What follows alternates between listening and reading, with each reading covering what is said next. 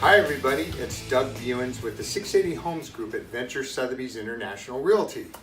Welcome to the latest episode of Inside Real Estate. Today our topic is the request for repair. So in California, the contract allows the buyers to submit a request for repair to the sellers that details repairs they feel should be completed by the seller as a condition of closing escrow. Now, a buyer can request any repairs they deem reasonable or unreasonable. They can request any repairs they want. The good news for sellers is they don't have to agree to any of them. It's an as-is contract except for a couple of items: the smoke detectors, carbon monoxide, water heater strapping, and sometimes a gas shutoff valve. But otherwise, seller is not obligated to do any repairs. So the buyer has the right to ask, and the seller has the right to say no.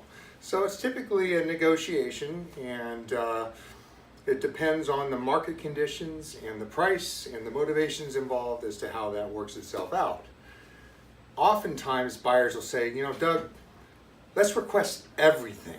And they'll present a 35 or 40 point list of repairs they'd like the seller to take care of.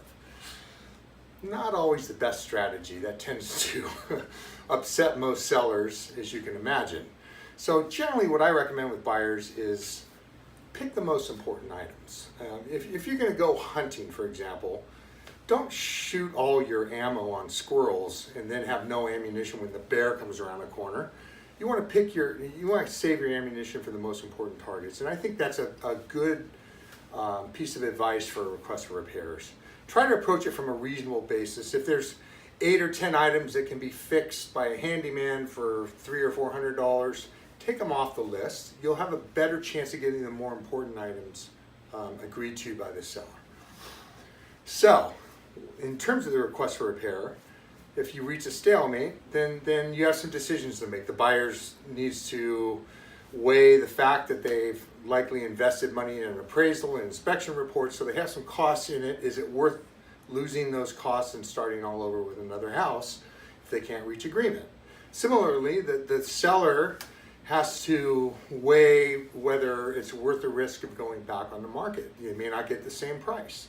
The other factor for sellers is if they're reasonable requests, the next buyer is likely to ask for the same things, maybe even more.